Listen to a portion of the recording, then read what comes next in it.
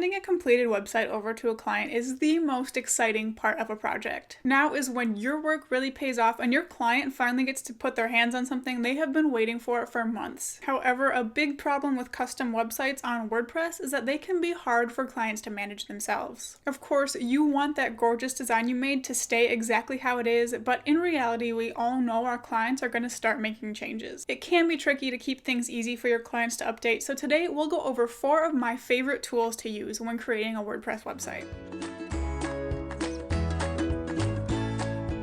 The first way you can make a website easy for your client to update is to use widget areas properly. A big mistake I see is having way too many widget areas or not counting on clients wanting to change out the contents. But when the amount of widget areas are kept under control and a little extra styling is done in case your client wants to move things around, they can be really helpful. The areas I most commonly use widget areas are the sidebar, footer, and underneath each blog post. Using a limited number of these widget areas makes sure your clients can make small changes without having to dive into a PHP file. To make things as easy as possible for your clients, remove any of the extra widget areas added by your parent theme and just keep the ones that your clients will need to use. Next comes the WordPress Customizer. The Customizer has quickly become one of my favorite tools for keeping websites easy for my clients to manage. It's perfect for times when your client might want to change the text, image, button, or link behind something that they'd otherwise have to dive into PHP for. One way I've used this a lot recently is for header call to action sections on websites. On my own website, my header section is actually a combination of widget areas, which made it really hard for me the first time I wanted to update it. Instead, when you use the Customizer, you can have separate sections for your client to set the image,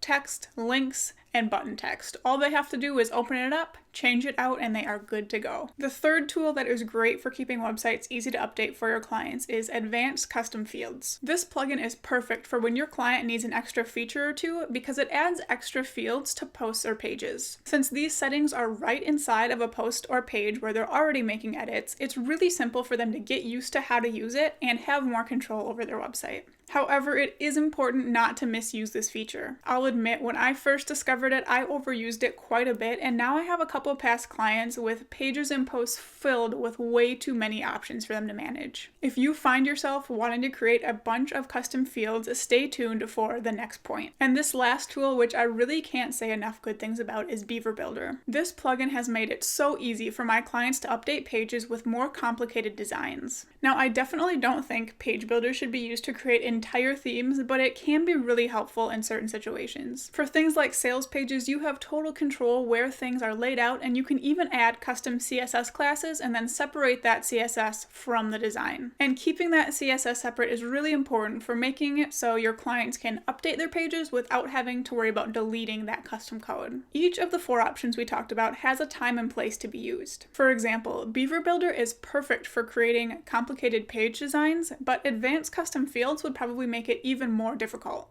It's important to experiment with and become familiar with each option so you know when they should each be used. So leave a comment below and let me know how you plan to make your future websites easier for clients to manage. But if this is all a bit more tech heavy than you prefer, maybe it's time to consider teaming up with a developer. This is the perfect way to allow you to continue designing perfect websites without worrying about anything tech related at all. To get started, grab my free checklist on the 10 steps to getting started in your first developer collaboration. Thank you so much for watching. If you enjoyed this video, be sure to hit subscribe, and I will see you next time.